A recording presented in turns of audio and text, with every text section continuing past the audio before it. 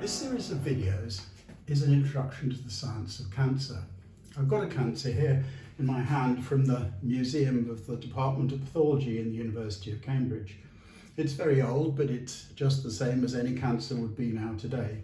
It's this sort of nasty mushroom-like object in the middle here, surrounded by a fairly normal bowel on each side. And we'll look at this again later. What I want to ask now is, what exactly is a cancer? Let's start with that. Cancer can be regarded as a loss of three-dimensional growth control, it's a loss of the organisation of a tissue. If I show you how a human develops from a fertilised embryo, this is a good way of emphasising just how complex we are and how complex the human body is. And then if we focus down on just one tissue, I have the skin here. These images are taken from Wikipedia. The skin is an incredibly complex tissue, and it's just one of many tissues in the human body. Every cell in this tissue knows where it is. It knows what its neighbours are and what they're doing. And it knows what to do if something goes wrong with the tissue organisation. For example, it might decide to die if some of its neighbours get killed for some reason. What happens in cancer is that this organisation gets lost. So cancer, on one level, is the loss of three-dimensional organisation and also the ability to put things back right when they get damaged. The second idea I can give as an answer to the question of what is cancer is the diagram here. This represents our core idea of how cancer develops. It represents a series of cells which acquire mutations. So we start with a normal cell, and that cell at some point in the past probably has acquired a mutation, which gives it a slight advantage over its neighbours. If we come back some days, weeks, or even years later, the progeny of this cell will include one cell that acquires another mutation to make a slightly more abnormal cell. And this process continues. Among the progeny of each cell at each stage, one will acquire an additional mutation which gives it a selective advantage over its neighbours. And at least for adult cancers, this probably happens many times, until at the end we begin to reach the stage of having a really nasty cancer, which may be malignant and may give rise to metastasis, what I'm going to explain in the next section. Going back now to our nasty cancer in the lower bowel, I want to discuss perhaps the most important problem in cancer research, which is the question of malignancy and metastasis. So I need to define malignancy and metastasis and explain what they are. This cancer is a malignant cancer. We call it a malignant cancer because it's capable of spreading to other parts of the body. Cells will break off from this cancer and seed colonies, secondary tumours, in other parts of the body. And just to illustrate this, here's a really nasty example. This is a liver from a patient with a similar kind of cancer. And if you zoom in, you should be able to see that there are large white masses embedded all over this liver. A large part of this liver has been replaced by secondary tumours arising from a cancer somewhere else in the body. This is called metastasis. Individually, these are metastases, ametastasis, metastases, and the process is also called metastasis. Let's look at a diagram of this and discuss what we mean by malignant. Here's a diagram of a woman who's got a malignant melanoma, skin cancer, that's spread to other parts of her body. So the tumour is on her arm, and some time later, secondary tumours have arisen in other parts of the body. The cells will have got there by breaking off from the first tumour, the primary tumour, and seeding elsewhere, moving through the circulation, either through the lymphatics or through the blood.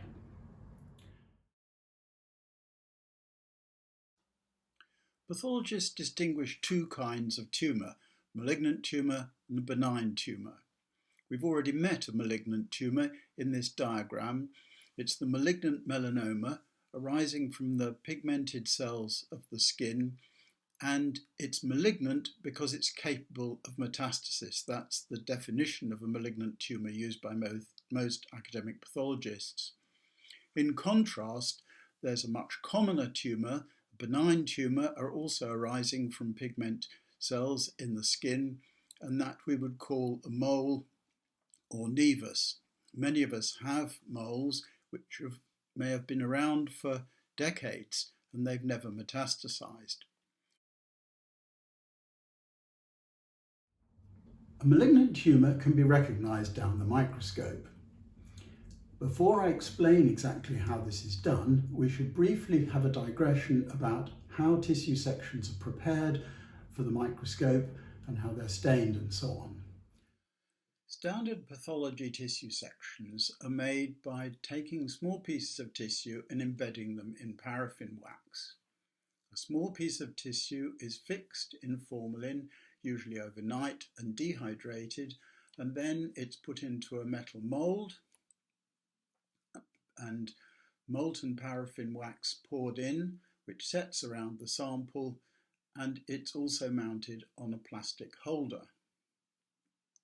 This block is then mounted on a microtome and fine slices, fine sections taken off, typically about 5 to 10 microns thick.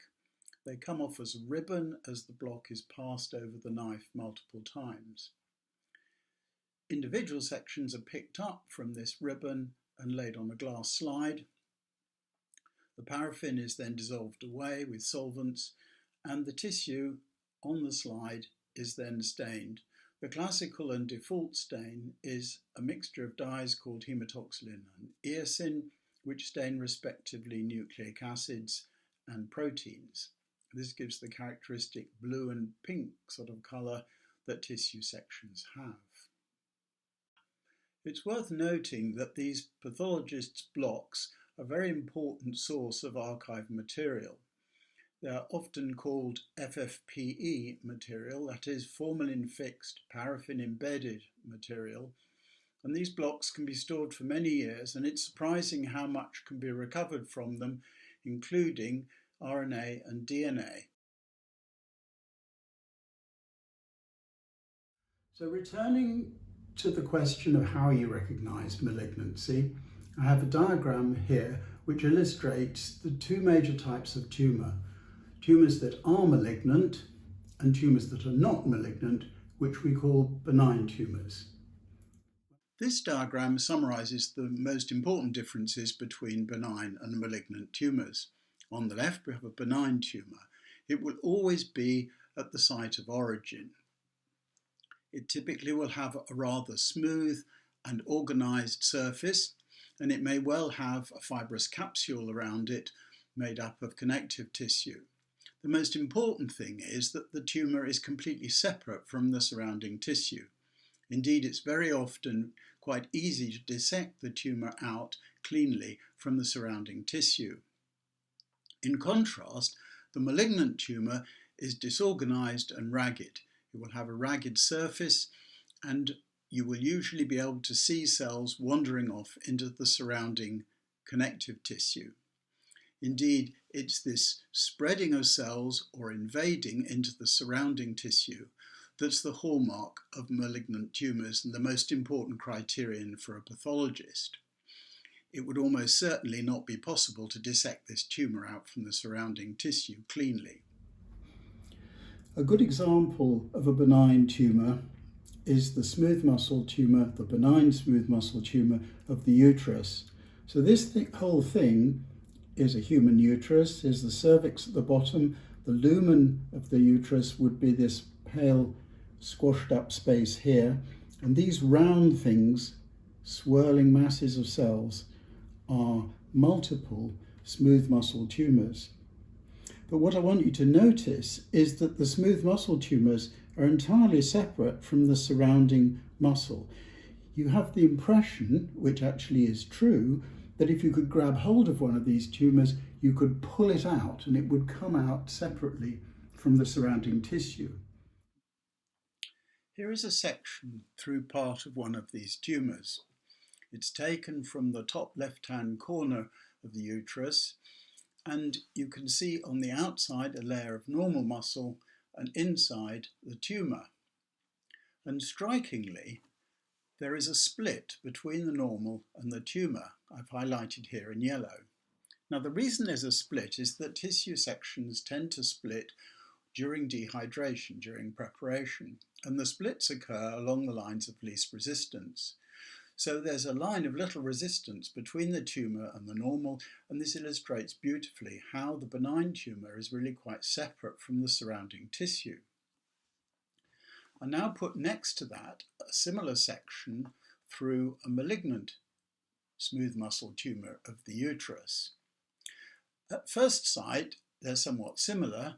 There's normal tissue on the outside surface and tumour down to the bottom right.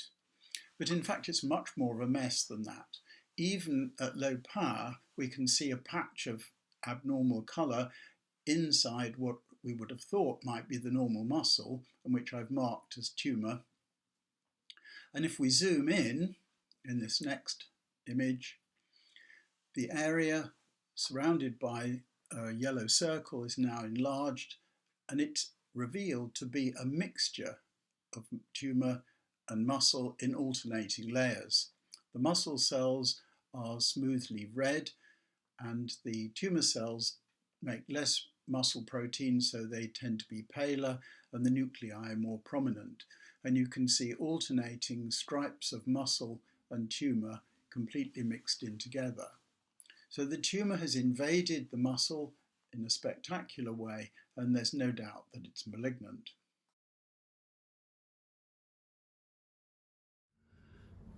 So what is malignancy?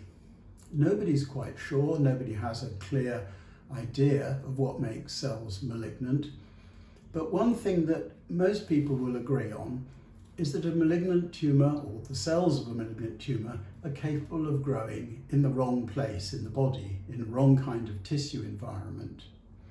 How they acquire this ability is a mystery. If this is true, then the next question is, why is it that we can recognise down the microscope that a tumour is malignant even when we haven't seen it providing metastases? My solution to this question is that perhaps what we're seeing when we look at a malignant tumour spreading into the surrounding tissue is in effect that tumour demonstrating its ability to grow and exist in the wrong tissue environment.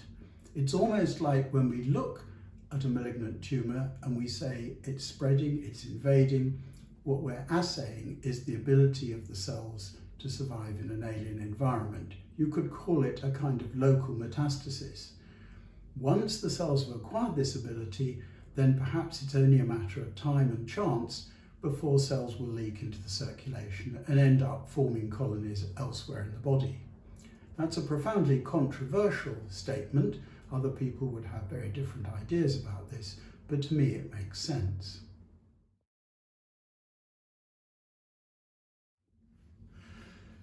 So the tumours that can't metastasize unless they get additional mutations, we call benign. When I say we, I mean academic pathologists, because these tumours are not benign in the conventional English sense of being completely harmless. In fact, benign tumours can make you very ill and they can even kill you.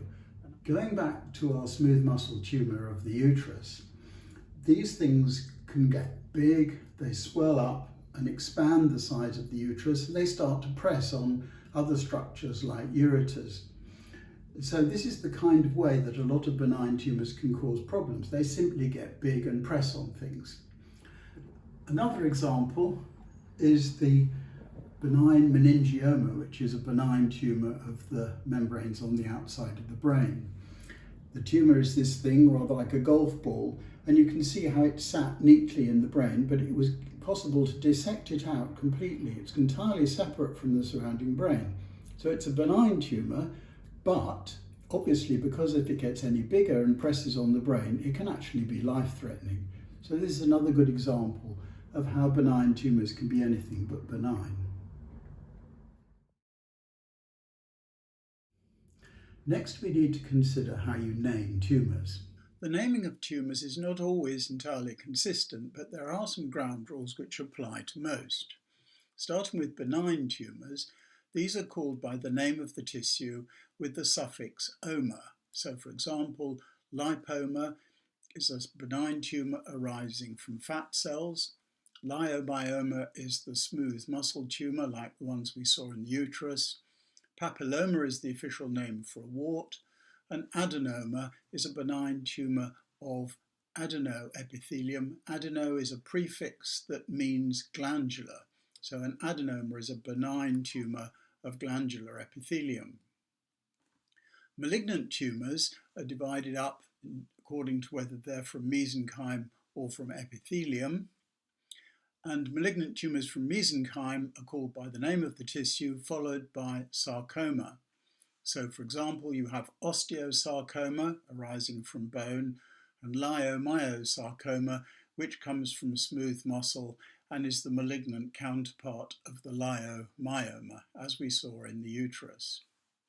Malignant tumours from epithelium, these are the common adult tumours that we mostly deal with, are called by the name of the tissue, followed by carcinoma, or if you want to be clear whether you're dealing with an epithelium of glandular type or of squamous cell type, that's like in the skin, a multi-layered epithelium, then you can call them an adenocarcinoma for a carcinoma arising in glandular tissue, or a squamous cell carcinoma for a carcinoma arising in squamous tissue. So, for example, we talk about breast carcinoma or sometimes breast adenocarcinoma, which emphasizes the fact that it's arising from glandular epithelium, but virtually all breast tumours arise in a glandular pattern of differentiation, and so the adeno is really redundant here. However, in the case of the lung, we might talk about squamous carcinoma of the lung, because you can also have lung tumours arising from the glandular lung epithelium, and they would be called adenocarcinomas of the lung. So you'll often find that a lung tumour will be either a squamous carcinoma of the lung or an adenocarcinoma of the lung. There are some exceptions. A very important one is melanoma. We usually talk about melanomas, even though strictly speaking they're malignant melanomas, and they're always malignant. Melanoma sounds as though it's a benign tumour, but it's not. And then there are various other less common tumours like neuroblastoma and glioblastoma, most of which arise in neuronal tissue, and the blast bit of that name means that they're malignant. Then we have the hemopoietic system, where we see leukemias and lymphomas. Leukemias are the sort of liquid tumours, they're the loose cells that flow around in the circulation, whereas lymphomas are solid lumps of usually lymphocyte cells. The leukemias are crudely divided into four classifications, four subsets, and it's convenient to mention this because we'll talk about one of these subsets in particular later. Leukemias are divided up into myeloid and lymphocytic ones. The myeloid ones come from myeloid cells, that's things like red cells, platelets, and macrophages, whereas the lymphocytic ones come from lymphocyte-like cells. And we also have the distinction between acute and chronic. The acute leukemias are typically rather undifferentiated stem cell-like leukemias, and as the name suggests, they tend to be aggressive and rapidly progressing, whereas the chronic leukemias are more long-term, more indolent, and they tend to be more differentiated. Indeed, the cells are often fully differentiated. So you combine those two methods of classification, you come up with four broad categories of leukemia. Not all leukemias fit into these categories, but they're the commonest ones. Acute myeloid, acute lymphocytic, chronic myeloid, and chronic lymphocytic, and these are abbreviated AML, ALL, CML, and CLL. It's convenient also at this point to mention some terms used by pathologists which are important and we'll encounter later. Neoplasia first. Neoplasia originally meant new growth, and broadly speaking it covers all tumours together with the leukemias and the lymphomas. It's a catch-all term for tumour-like disease, if you like, both benign and malignant. Dysplasia specifically means an abnormal pattern of differentiation.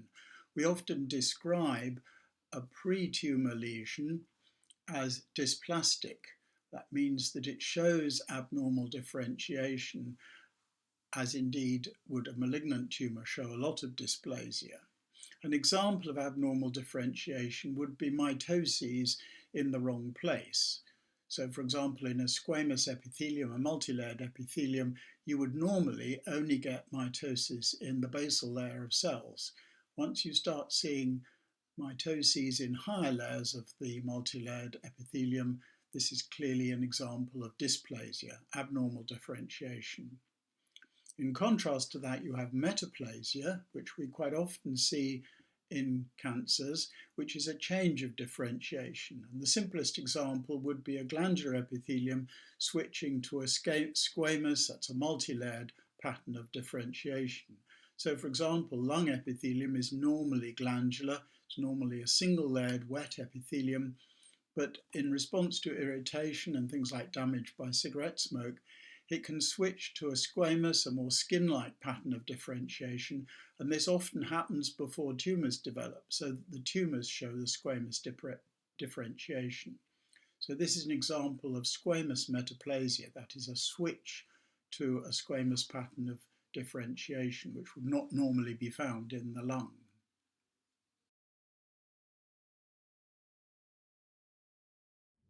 We also should consider the incidence of tumours, that is, how frequent they are. Benign tumours of all kinds of tissue are quite common in humans. Think about moles and warts and things like that. And I've already shown you the smooth muscle tumour of the uterus, which is considered by some people to be the commonest human large tumour, that is, something bigger than a wart or a mole. When we come to the malignant tumours from mesenchyme are relatively uncommon, things like osteosarcoma, for example, although some paediatric tumours are derived from mesenchyme. On the whole, mesenchymal malignant tumours are uncommon, but they're often rather nasty when they do occur. The common tumours, the really common tumours, mostly in adults, are cancers from epithelium.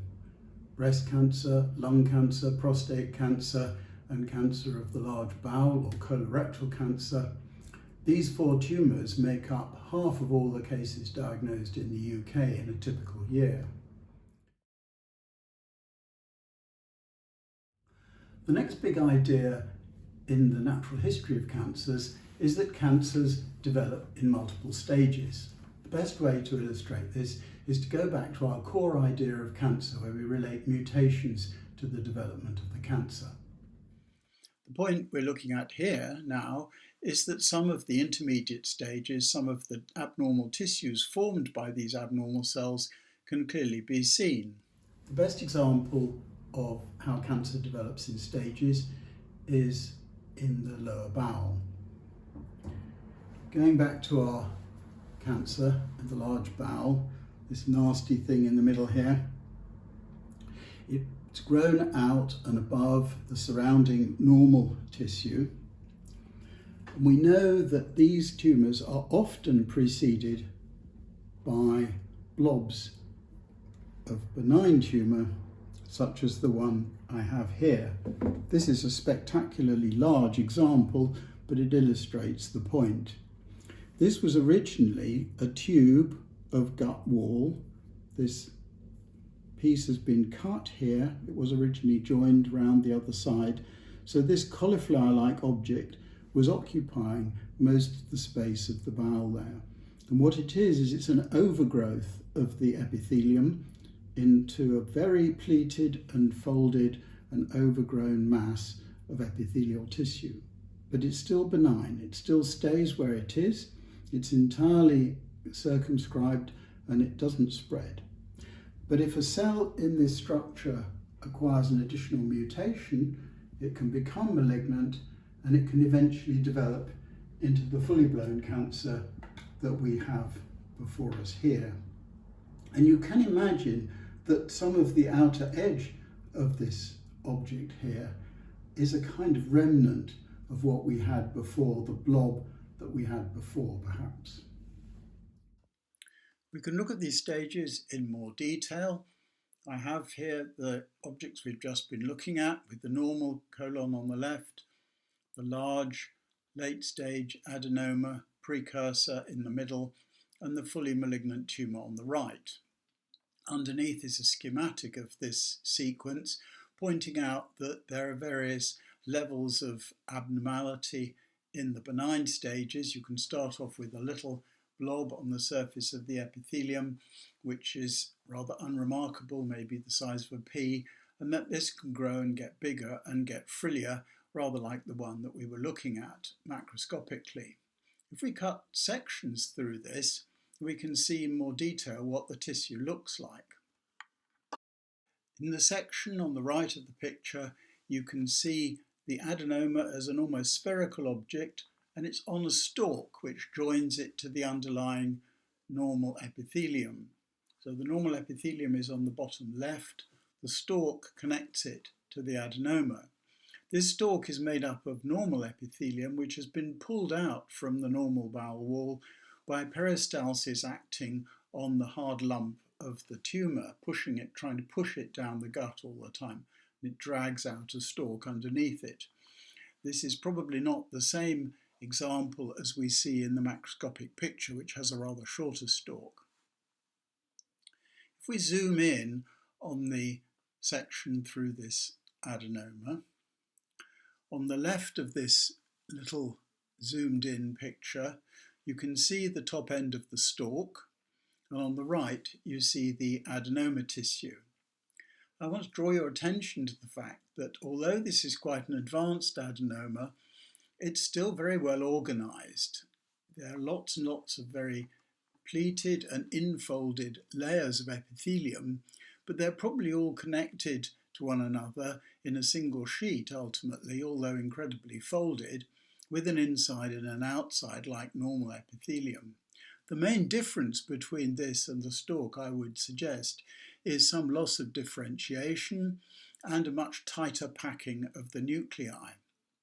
When I say there's some loss of differentiation, if you look at the stalk region where there's normal epithelium, you can see little puffy vesicles, almost like bubbles in the cytoplasm of the cells, which are packets of mucus waiting to be exported. And these are almost completely missing from the adenoma. So the adenoma has lost the ability or the desire to make significant amounts of mucus. We can move on from this to the malignant tumour. Here's another example of a nasty malignant colon tumour.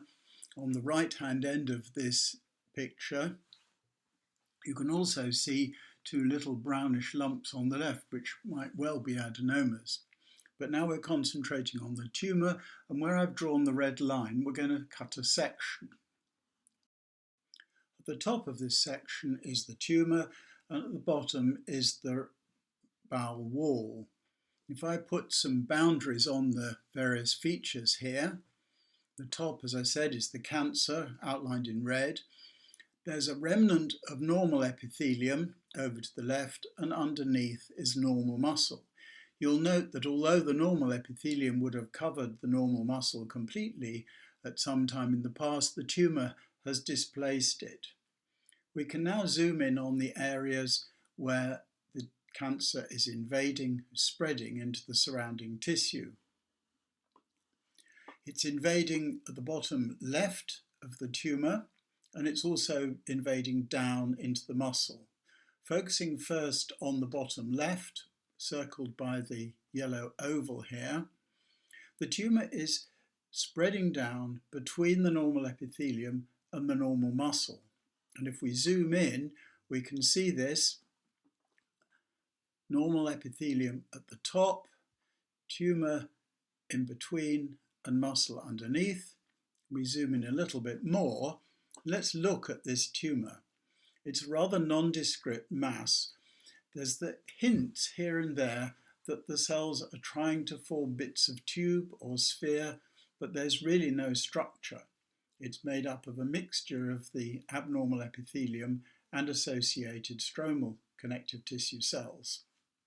It's almost as though somebody had taken an epithelium and stirred it into a mass of stroma in a blender. Going back to the more macroscopic picture, we can also see invasion or spread down into the normal muscle under the tumour. Zooming in here, we can go in at several levels of magnification until we can see that there's a little island of cancer in the muscle. So on the left of the picture you see normal muscle, and in the middle you see this little island of cancer. It's a mess. It's supposed to be a tube or a sphere, and it's trying to be something like that, but getting it wrong. There appear to be 2 or 3 luminal spaces, and it's not really quite clear what it would look like in 3 dimensions. This little mass of tumour is sitting in between the muscle fibres. It doesn't look as though it's driving anywhere very fast, it's just sort of sitting there.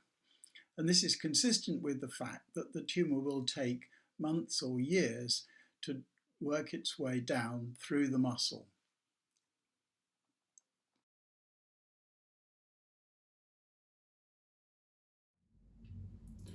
We also have to consider how cancers make you ill.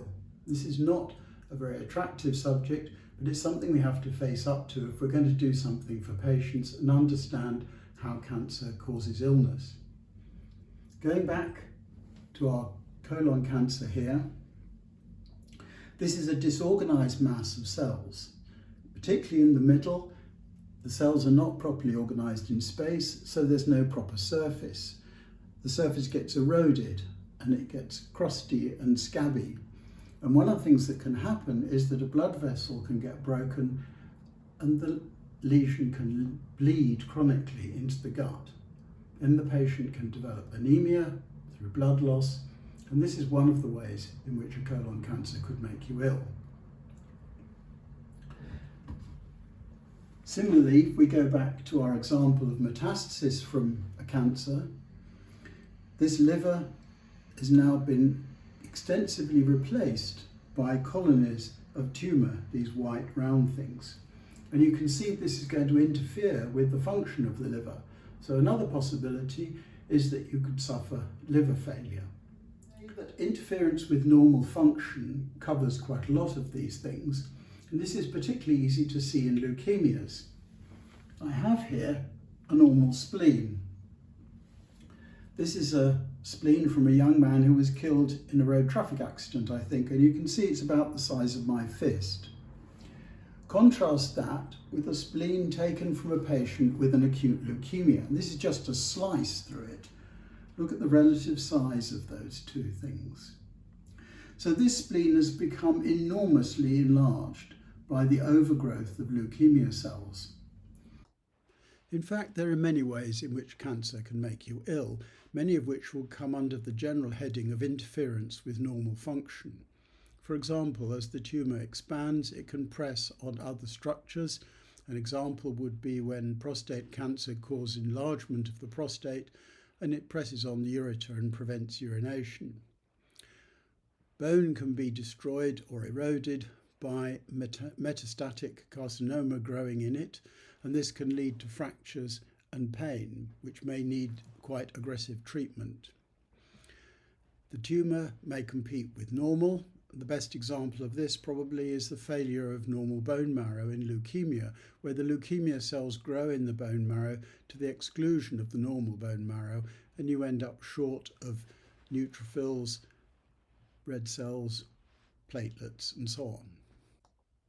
Epithelial tumours can ulcerate, which means simply that the epithelium is breached, and it can be damaged. As we've already seen, this can lead to bleeding from colorectal tumours, for example, leading to anemia. There are also metabolic effects of tumours, the most important and most general of which is called cachexia, which is a generalised wasting, loss of weight, loss of muscle weight, and in fact the patient looks as though they're suffering from starvation. There are also specific metabolic effects from some tumours. There are some tumours that produce products that interfere with metabolism, such as the peptide hormones which are produced by some small cell lung cancers. So you can see that the ways in which cancer make you ill can be many and rather diverse. And they're also quite non-specific.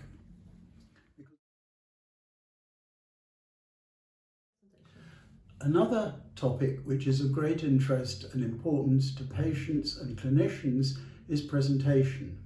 Presentation is the name we give to what makes you go to your doctor to get a diagnosis of cancer. How do we actually detect cancer in real life? It's obvious, for example, that if a woman finds a lump in her breast, she may go and see a doctor about it. But most symptoms of cancer are rather more non-specific, and it's well known that patients often go to a doctor more than once with a symptom before it's realised that this is actually a symptom of a cancer. A good example of this would be our old friend, the colorectal cancer here. As I've already explained, these tumours can bleed into the gut. And so one of the reasons that you might discover that a person has a colon cancer is they become anemic. In a routine blood test, the level of hemoglobin is low, and this requires an investigation of the possible presence of a gut tumour bleeding. This colon cancer might also manifest itself, for example, by blockage of the bowel, because the inflammation associated with this disorganized epithelium and its infection and so on may cause scarring of the wall of the bowel, which means it's no longer elastic, can no longer carry on peristalsis properly, and you may get obstruction of the bowel. Following on from the concept of presentation comes the concept of screening. Obviously, we would like to find cancers earlier if there's something we can do to stop them. So the idea of screening is that we make presentation work better, if you like. We try and find cancers before they would otherwise turn up for rather non-specific reasons. The best example of screening is in cancer of the cervix, and so we'll talk about that at some length. Here's my rather crude diagram of where the cervix is. It's the tube of tissue that projects down from the uterus into the top of the vagina. The reason that screening for cervical cancer is so successful, and by far the best screening method we have, is that it fulfills all the criteria for an ideal screen. First of all, it detects precursors of the cancer before they've become malignant. This is important because once a tumour has become malignant, even if you can remove it, there's always a chance that it will have spread before you get there. It's also true for the cervix that it's not too difficult to get at the cervix, and it's not too unpleasant to actually carry out the screening technique. It's not particularly expensive or difficult either. Finally, you can actually do something when you've found the precursors. You can remove the precursors without doing too much damage and without it being too unpleasant for the patient. Let's look at how cervical cancer develops and how this makes it possible to do the screening.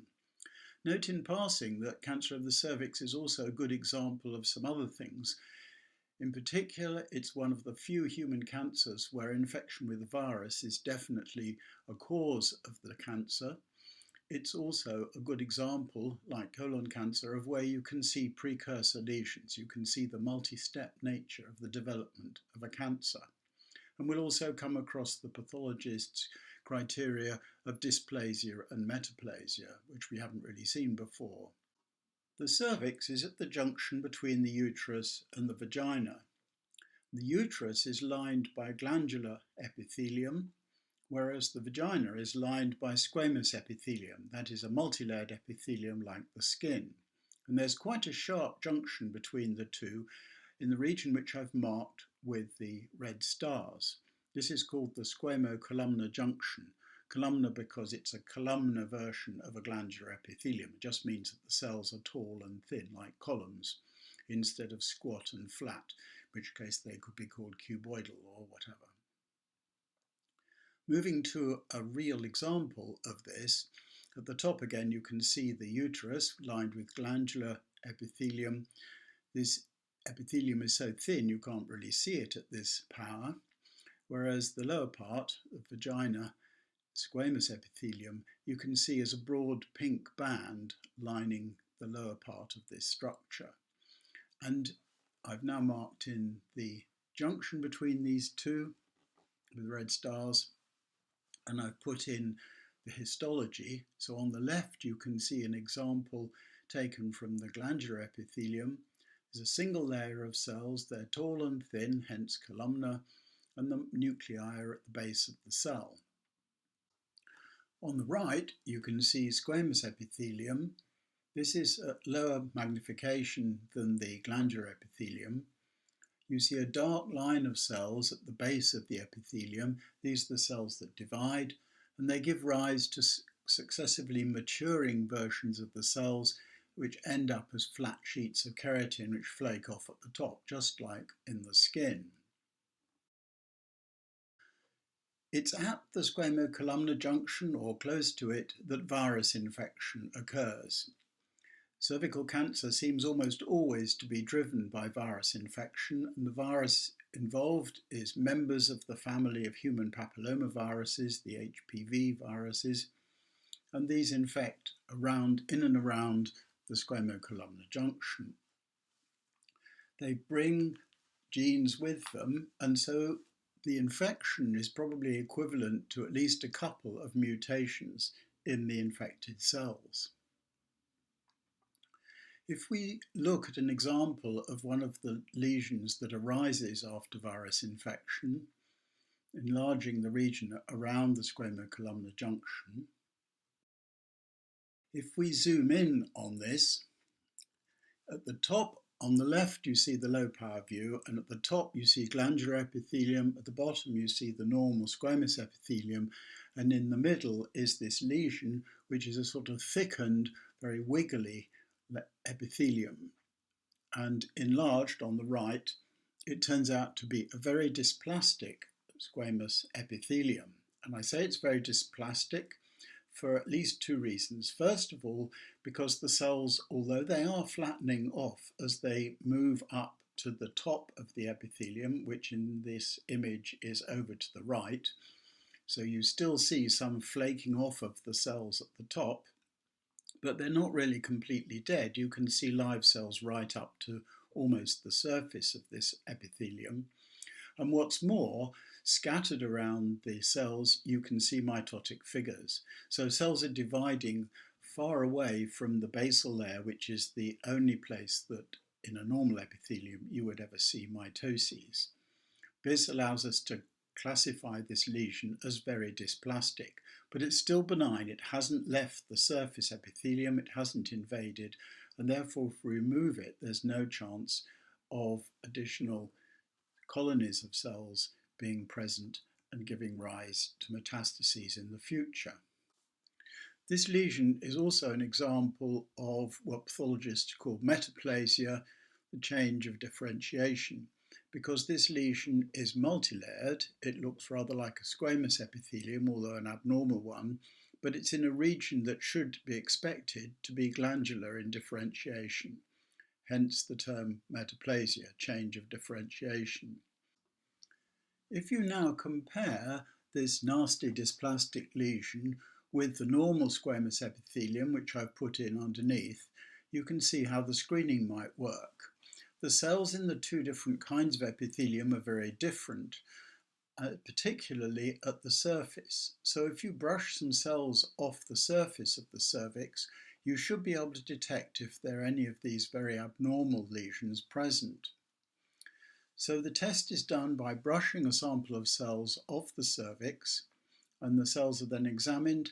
Originally this was done by looking at their morphology. You look for cells with large and variable nuclei, for example, but now increasingly we would do it by testing for the presence of virus. To summarise screening, here are some current examples of screening for cancers, starting with the cervix, where we've just seen you brush samples of cells off the cervix and you use them to detect precursor lesions. These have not yet developed into a malignant cancer, and so if you can remove them, it means that the cancer never even develops. This is in widespread use, and it's considered by far the best kind of cancer screening, mainly because you actually prevent cancer from developing. The other screening methods all detect malignant cancers, and so they run the risk of finding the cancer after it's already spread. For colorectal cancer, we look for blood in feces coming from a malignant tumour. It's in widespread use, it works well, but its main disadvantage is that not all malignant cancers will actually bleed, and of course we're already looking at malignant cancers which may already have spread. There's also the possibility of screening for colorectal cancer by endoscopy, looking up the bowel to see if there are tumours there, but this is considered too unpleasant for the patient and too expensive to be a realistic screening method. Breast cancer screening is in widespread use, but it's more controversial. Here the breast is x-rayed. I'll superimpose an example here. On the left you can see a breast before, and 2 years later on the right the same breast imaged again, and you can see how a small increase in the mammographic density, as it's called, indicates the probable presence of a tumour. This screening detects malignant cancers and it's in widespread use, but it's also been widely criticised. Its benefit is not entirely clear. The controversy is because the cost-benefit analysis is not particularly impressive. There's a high false positive rate, so a number of women who are mammogrammed are recalled for further investigation but turn out not to have a detectable breast tumour. And it leads to the treatment of harmless lesions in about a third of cases. There's also the possibility that some of the faster growing tumours may become palpable within the time interval between screening. Altogether, the value of breast cancer screening is much debated at the moment, although it's in widespread use. Finally, we get to screening for prostate cancer, and here the current view is that it's not worth doing. The screening method that's available is to detect a protein called prostate-specific antigen in the blood, which is shed by malignant tumours. However, it's clear that some of the tumours that shed this antigen will never have become a clinical problem, and because the treatment, removal of the prostate, can result in impotence and incontinence, it's not recommended at the moment. It's considered that there's no clear benefit of the early intervention that this screen might provide. In this section, we've considered a basic concept of cancer as a loss of three-dimensional organisation of tissues, and how we think this arises by cells accumulating mutations. We've also defined malignancy and metastasis, and in particular we've emphasised that malignancy in a tumour is the capacity to give rise to secondary tumours, to metastases. We went on to look at how tumours develop and how they can lead to illness, and how the symptoms of a cancer can be recognised by a doctor, and how we might be able to find tumours earlier if we had screening techniques. The next video in this series will be about genes and genetics.